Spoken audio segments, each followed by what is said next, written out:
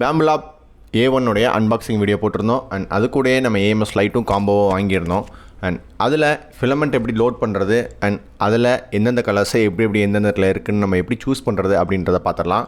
First of all machine இன்டர்ஃபேஸில் ஃபிலமெண்ட்னு ஒரு option இருக்கும். அதை கிளிக் பண்ணிங்கனாவே உங்களுக்கு AMS நீங்கள் கனெக்ட் பண்ணிட்டீங்க அப்படின்னா AMS உடைய ஆப்ஷன் உங்களுக்கு காட்ட ஆரம்பிச்சிடும். இப்போது எல்லா லைட்டுமே பிளிங்க் ஆகிட்டு இருக்கும். ஸோ இப்போ நம்ம ஒரு ஃபிலமெண்ட்டை எடுத்து இன்சர்ட் பண்ண ஆரம்பிச்சிடலாம். ஃபஸ்ட் இன்சர்ட்டில் அதாவது கீழே இருக்க 3 and 2 and 3 ரெண்டு ஃபிலமெண்ட்டோடைய ஹோல்டர்லேயுமே என்ன இருக்கும் அப்படின்னா நம்ம வந்து கிளாக் வைஸாக வந்து ஃபிலமெண்ட் ரோல் ஆகிற மாதிரி நம்ம மாட்டணும். ஏன்னா கீழே இருக்கிறது கிளாக் வைஸாக தான் உள்ளே ஃபீட் ஆகும். அது மட்டும் இல்லாமல் நீங்கள் ஒரு ஃபிலமெண்ட்டை இன்சர்ட் பண்ணும்பொழுது எல்லோ கலர் ஒரு பட்டன் மாதிரி இருக்கும். ஸோ நீங்கள் அதை ப்ரெஸ் பண்ணிவிட்டு நீங்கள் அதுக்குள்ளே ஃபீட் பண்ணிங்க அப்படின்னா அதாவது அந்த ஒவ்வொரு ஃபிலமெண்ட்டுக்கும் தனித்தனியாக எல்லோ பட்டன்ஸ் இருக்கும். அதை கிளிக் பண்ணிட்டு நீங்கள் ஃபீட் பண்ணிங்க அப்படின்னா ஈஸியாக உங்களுக்கு ஃபீட் ஆகும். அண்ட் அதுக்கப்புறமா நீங்கள் கையை எடுத்துடலாம். நீங்கள் கடைசி வரைக்கும் எக்ஸ்ட்ரூடர் வரைக்கும் நீங்கள் ஃபீட் பண்ணணுங்கிற அவசியம் நம்மளோட AMS லைட்டில் கிடையாது, பேம்புலாப் A1 கிடையாது. இதே மாதிரி இன்னொரு ஃபிலமெண்ட்டையும் நம்ம மாட்டி பார்க்கலாம். அதாவது இப்போ நான் மாட்டியிருக்கிறது ஸ்லாட் 2 அண்ட் இப்போ நம்ம ஸ்லாட் 3ல் ஒரு கேஜி ஃபிலமெண்ட்டை நம்ம மாட்டலாம். இதுவும் அதே மாதிரி தான் கிளாக் வைஸு. இதே 1 and 4 எடுத்துட்டிங்க அப்படின்னா ஆன்டி கிளாக் வைஸில் ஃபிலமெண்ட் ரோல் ஆகிற மாதிரி மாட்டணும். அதாவது ஆப்போசிட் சைடில் கிளாக் சுற்றுறதுலேருந்து ஆப்போசிட் சைடில் போகிற மாதிரி நம்ம மாட்டணும்.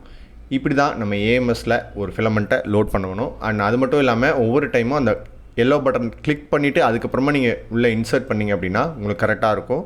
அண்ட் ஃபஸ்ட் டைம் ஒரு 2-3 தடவை உங்களுக்கு கஷ்டமாக இருக்கும். ஏன்னா அது கீழே அடியிலிருந்து நம்ம உள்ளே ஃபீட் பண்ணணும். அது கொஞ்சம் கஷ்டமாகவே இருக்கும். சப்போஸ் நீங்கள் கரெக்டாக ஃபீட் பண்ணிங்கன்னா அந்த லைட் எரிய ஆரம்பிச்சு. அண்ட் எனக்கு இதில் ரொம்ப பிடிச்ச விஷயம் இதுதான். ஏன்னா நம்ம திருப்பி கடைசி வரைக்கும் ஃபிலமெண்ட்டை கஷ்டப்பட்டு ஃபீட் பண்ணிகிட்டே இருக்கணுன்றது கிடையாது. அதுவே ரோல் பண்ணி எடுத்துகிட்டு போயிடும். அதாவது AMSல ஒரு மோட்டார் இருக்கும், அது போக எக்ஸ்ட்ரூடர்லேயும் ஒரு மோட்டார் இருக்கும். ஸோ ரெண்டையுமே உள்ளே இருக்கிறதுக்கு தனித்தனியாக மோட்டர்ஸ் வச்சுருக்காங்க. அண்ட் இப்போ நம்ம டேட்டா பேஸில் எப்படி அதை ஃபீட் பண்ணுறது அப்படின்னு பார்த்துடலாம். நம்ம நம்பர் 3 ஸ்லாட்டில் ஒரு லைட் ப்ளூ கலர் தான் வச்சுருக்கோம். ஸோ இப்போ நம்ம நம்பர் 3 செலக்ட் பண்ணி அதை எடிட் கொடுத்தோம் அப்படின்னா அதில் நீங்கள் என்ன டைப் ஆஃப் ஃபிலமெண்ட் வச்சுருக்கீங்க அண்ட் என்ன கலர் சூஸ் பண்ணுறீங்க அப்படின்னு கேட்கும். ஸோ அதுக்குள்ளே போனீங்க அப்படின்னா மொத்தமாக 15 கலர்ஸ் அவங்க டிஃபால்ட்டாக கொடுத்துருப்பாங்க.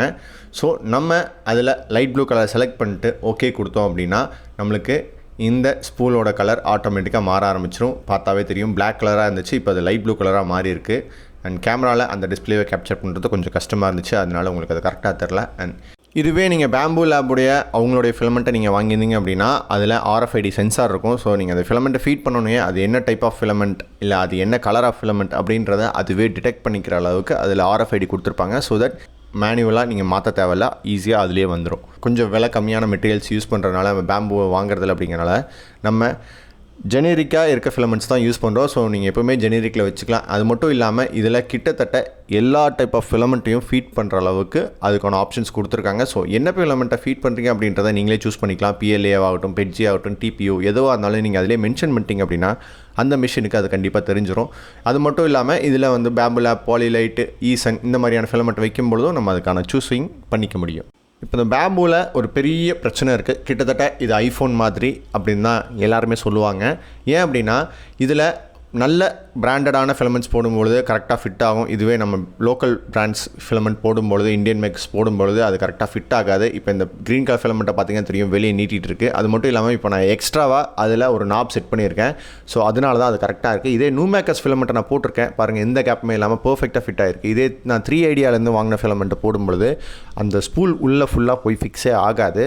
ஸோ அதுக்காக தான் இந்த நாபை நான் பிரிண்ட் பண்ணியிருக்கேன். ஸோ இந்த நாப் என்ன நாபு, இது எப்படி ஃபிக்ஸ் பண்ணுறது அப்படின்றத நான் அடுத்த வீடியோவில் உங்களுக்கு சொல்கிறேன்.